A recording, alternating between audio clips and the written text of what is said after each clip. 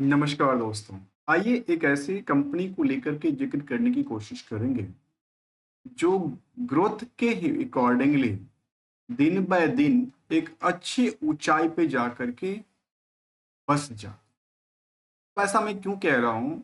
एक कंपनी है जो कैपिटल जो गुड्स हैं उसमें डील करती है और साथ में इनका कारोबार जो है जिसमें कुछ पार्ट को हम बिजनेस के तौर पे समझें, जिसमें ट्रांसफार्मर हो, इलेक्ट्रिक मशीन्स हों, ऑटोमेशंस वाली मशीन्स हों, इसके अलावा चाहे वो मैग्नेट्स टेक्नोलॉजी मशीन्स की बात किया जाए, इसमें डील करती है। कंपनी पावर सेक्टर हो, ट्रांसपोर्टेशन सेक्टर हो, इसमें एक अच्छी खासी योगदान क्रिएट करती है। बहुत बड़ी कंपनी नहीं है, छोटी सी कंपनी है। और इस छोटी सी कंपनी में हमने जो ग्रोथ रेट को अवलोकन किया वो आपके सामने रखने की कोशिश करता हूँ। हमने पूरे के पूरे मार्केट से, जहां 4,000 के आसपास लिस्टेड कंपनियां हैं मार्केट में, वहां पे हमने एक ऐसी कंपनी को सर्च करने की कोशिश किया कि है जिसका वायु वाई का ग्रोथ कम से कम 20% होना चाहिए, जिसमें की ग्रोथ हो, सेल्स रेवेन्यू हो, प्रॉफिट हो। साथ में यदि हम क्वार्टर ऑन क्वार्टर को भी देखें तो वहां भी कम से कम 20% से ज्यादा की ग्रोथ होना चाहिए था। तो हमारे सामने एक ऐसी कंपनी निकली और साथ में हमने कंडीशन अप्लाई किया कि यदि वो इंडस्ट्रियल पीई के मुताबिक आजकल काफी सस्ते रेटों में मिलता होना चाहिए, भले स्टॉक की प्राइस कहीं भी जाए, क्योंकि हम यहाँ पे कर रहे हैं फंडामेंटल एनालिसिस। क्योंकि हम कोई आपको ट्रेडिंग करने की बात शामिल नहीं करता हूं, क्योंकि अक्सर कहता हूं कि money is everything, secure and save for the better tomorrow. आइए जानने की कोशिश करते हैं आखिर कौन सी कंपनी है, क्या क्या करती है, हमने पहले बता दिया। अब कौन सी कंपनी है और कैसे इसका ग्रोथ रेट बनती है। अब यहाँ पे देखा जाए, मैं कंपनी में ज्यादा नहीं जाता हूँ, सीधे सीधे चलता हूँ आपकी टॉपिक को, और टॉपिक में चलते हैं और इसको जानने की कोशिश करते हैं कि सीधा है क्या। इस कंपनी को लेकर के देखा है तो इसका नाम है भारत बिजली। और बिजली की हम बात करें तो ये कहता है कि कंपनी के पास क्या क्या चीज शामिल कर दी, जिसमें कि ट्रांसफार्मर का काम है, प्रोजेक्ट भी करती है, इसमें ईपीएस और इलेक्ट्रिक की बात शामिल करती है। इसके अलावा यदि देखा है तो इलेक्ट्रिक मोटर्स बनाने वाली कंपनी है, मैग्नेट टेक्नोलॉजी मशीन बनाती है, ड्राइवर एंड ऑटोमेशन का कामकाज भी कंपनी करती है। क्लाइंट लिस्ट की कोई जिक्र नहीं करता आखिर किसके लिए काम करती है, लेकिन कुछ पार्ट को हम समझने की यदि कोशिश करें तो हमने क्या किया, अभी मार्केट से कंडीशन बेसिस पे जब निकालने की कोशिश किया तो भारत बिजली की बात करें तो भारत बिजली का स्टॉक प्राइस तो चलिए 2500 के आसपास है, चलती बुलती प्राइस है, कई बार 2% चलती है, 2% गिरती है। ये तो डेली का कुछ आंकड़ा है। लेकिन जो इनका बिजनेस है, जो क्वार्टरली डेटा को लेकर के शामिल करता है, वहां पे देखा जाए तो ये कहता है कि हमने पूरे के पूरे इनके चेन को उठाया, जहाँ पे चाहे वो सीमेंस हो, एबीबी हो, सीजी पावर्स हो, सुज़लोन एनर्जी जैसी कंपनी हो। अब यहाँ पे देखिए मैंने क्या किया, यहाँ पे इन डेटा को लिया कि हमें ऐसी कंपनी चाहिए था जहाँ पे वायु वाई का ग्रोथ भी होना चाहिए और साथ में क्वार्टर ऑन क्वार्टर का भी ग्रोथ होना चाहिए। तो इसके सामने जो 20% से ज्यादा रैली क्रिएट करती देखी गई, जिसमें चाहे वो रिवेन्यू की पॉइंट ऑफ व्यू से हो, चाहे प्रॉफिट के पॉइंट ऑफ व्यू से हो। साथ में यदि हम क्वार्टर ऑन क्वार्टर को देखा जाए तो भी हमने इसको लिया कि 30% के आसपास रिवेन्यू में तो 116% की प्रॉफिट ग्रोथ बनाती है। एक चीज को और लेकर के जिक्र करने की कोशिश करता हूं, जहां पे हम लोग ये सुनते हैं, देखने में आते हैं अक्सर, सुज़लोन एनर्जी एक बड़ी कंपनी है, ये है फलाना है। अब उसके मुकाबले कंपेयर तो इसको बिल्कुल नहीं करने वाले हैं, क्योंकि लेकिन कुछ पॉइंट को कंपेयर करेंगे। इसका 7% की नेट इनकम मार्जिन रही तो सुज़लोन को लेकर के 12% की रही, जबकि इससे बेटर भी है जिसमें एबीबी होगा, सीजी पावर जैसे कंपनी में ज्यादातर जो प्रॉफिटेबिलिटी का मार्जिन है वो काफी ज्यादा रहा है। वैल्यूएशन के दृष्टिकोण से यदि हम चर्चा करें तो जहां पे इंडस्ट्रियल की बाकी कंपनियों की ऑन एवरेज कितना बनाता है, 48 टाइम्स बनाता है, तो ये आज भी 50% डिस्काउंट से, 50% से भी कम रेटों में मिलता है मार्केट। जबकि सुजलोन एनर्जी में इतने सब होने के बावजूद स्टॉक की प्राइस जो है वो आज भी क्या मिलता है, वो कॉस्टली महसूस करता है, कराता है। क्या कराता है? कॉस्टली महसूस कराता है। किसकी? स्टॉक। सुजलॉन एनर्जी और एबीबी और सिमेंस जैसे बड़े दिग्गज कंपनी। अब एक चीज को और लेकर के जब हमने चर्चा करने की कोशिश किया तो आपके सामने देने की कोशिश करता हूँ, इसमें क्या उनसे ऐसा पहलू है। अब देखिए, इसमें हमने जो देखा उसको समझने की कोशिश किया तो देखा गया कि कंपनी में 2800 करोड़ की मार्केट कैप।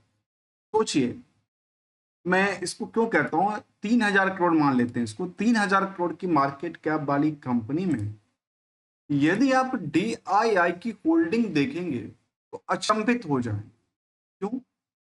देखिए, छोटी सी कंपनी है, उसमें ग्रोथ का एक्सपेक्टेशन इसलिए ज्यादा है क्योंकि वहां पे डीआईआई की एक बड़ी होल्डिंग बनी पड़ी दिखती है। यदि हम इसके एग्जैक्टली परसेंटेज की बात करें तो ये कहता है कि यहाँ पे डीआईआई के पास 17% होल्डिंग है इस कंपनी में, और दिन बाय दिन इसने होल्डिंग को इंक्रीज किया है। कहाँ इसके पास 10% था, बीच में कम भी हुआ था, आजकल 17-18% के आसपास रेट आम निवेशकों के पास से शिफ्ट करके डीआईआई ने खरीद लिया, जहां 39,000 ही निवेशक बने पड़े हैं, जो पहले काफी ज्यादा हुआ कर। कंपनी में एफआईआई की होल्डिंग भी है, मतलब ये दोनों दिसंबर के पीरियड में जम के खरीदारी किए और फिर बिकवाली भी किए होंगे, तभी तो जनवरी फरवरी में बिकवाली का प्रेशर देखने को मिला है। यदि हम ओवरऑल 3 साल की चार्ट को लें तो ये समझ में आता है कि इनके पास सपोर्ट क्या कहता है। देखिए, सपोर्ट से ये लुढ़क चुका है, दिन बाय दिन लगातार लुढ़कता जा रहा है, जबकि हायर पोजीशन कहां तक स्टेबल किया था।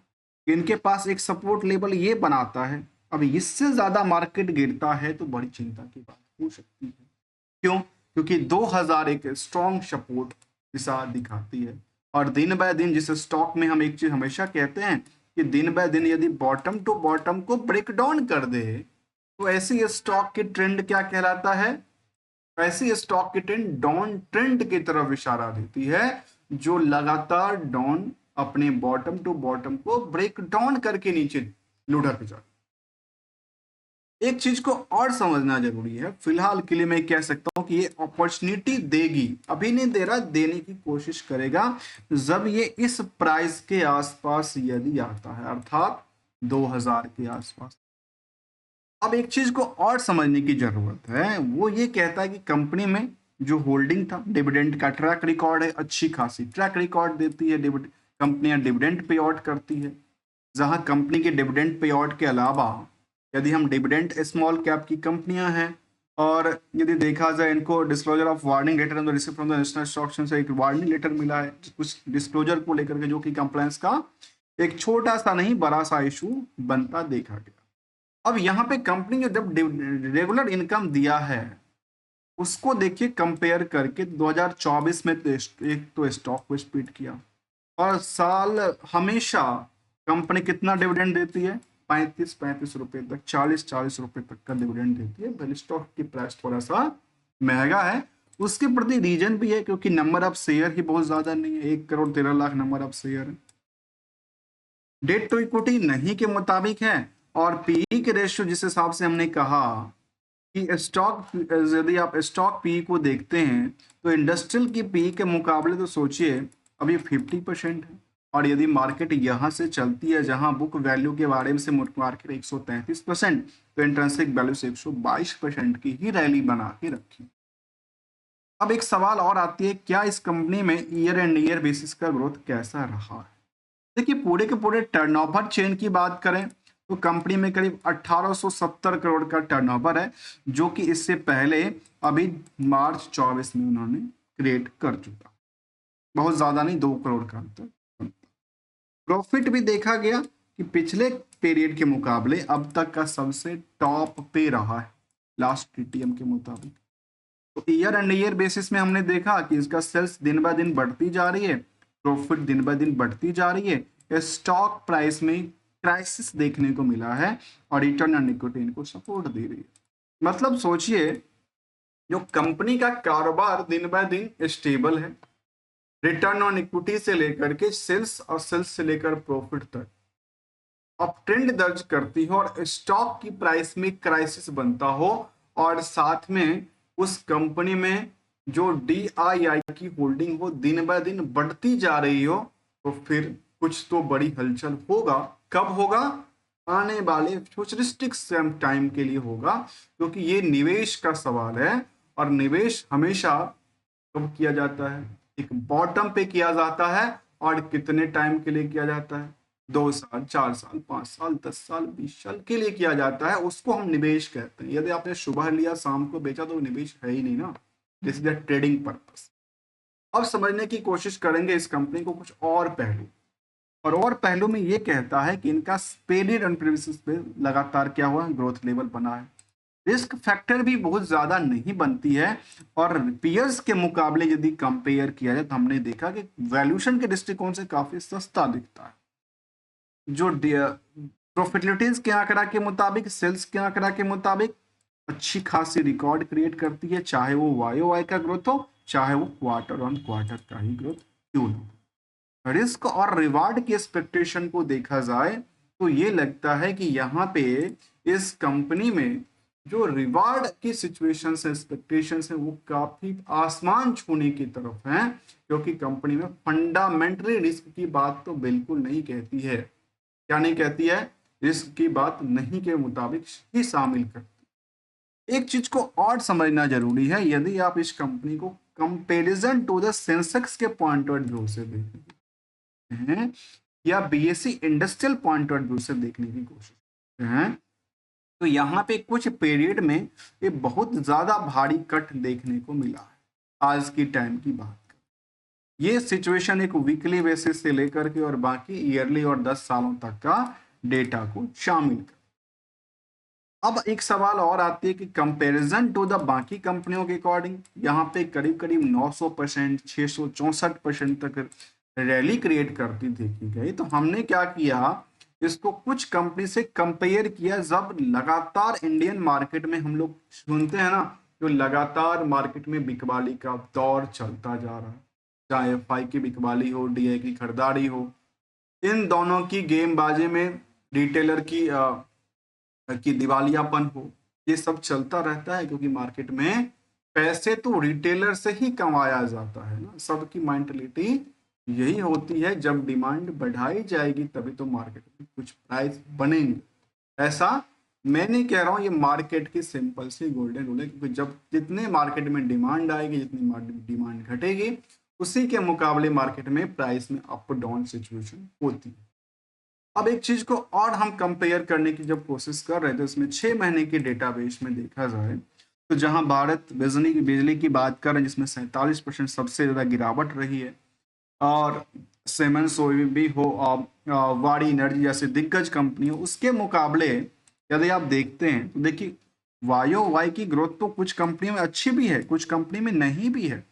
लेकिन क्वार्टरली डेटाबेस में यदि आप बाकी कंपनियों के कंपैरिजन करते हैं तो प्रॉफिट के अकॉर्डिंगली काफी बेटर साबित होता है। कुछ कंपनी जिसमें कि वेल है, सुजलॉन है, या फिर कह सकते हैं भारत बिजली है, हिटाची जैसे कंपनी है, तो कुछ ऐसे कंपनी है जो मार्केट में स्टेबल्स बनी हुई है। और कुछ की गिरावट की यदि हम बात करें तो केवल गिरावट यहाँ पे नहीं हुआ है। यदि आप हायर पोजीशन से देखेंगे तो हमने यहाँ पे कैप्चर किया, तो यहाँ पे सबसे ज्यादा गिरावट देखने को मिला है। 56% तक की मार्केट गिरावट है। कहाँ से? हायर साइड से। और बाकी कुछ कंपनियां यहाँ भी है जिसमें सुजलॉन 35%, तो कुछ कंपनी में 40%, तो कुछ में 44%। सबसे ज्यादा गिरने वाले स्टॉक में अभी यही नाम शामिल करता है। और कंपनी में यदि आप सिचुएशन को देखा जाए तो बॉटम से केवल 3% उछला है, वही आंकड़ा मिलती देखी गई है।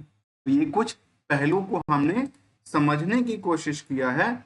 और हम अक्सर कहते हैं कि हम ना कोई ट्रेडर्स हैं, ना कोई एडवाइजर्स हैं, only as a learning point of view से लेके आके समझने की कोशिश करते हैं और आपके सामने रखने के भी प्रयास करते हैं। अपने सरल शब्दों में अक्सर रूल याद करता हूं और कहता हूं कि money is everything, secure and save for the better tomorrow.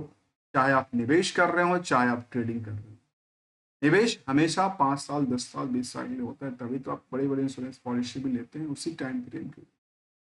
मिलेंगे कुछ नई पॉइंट के साथ।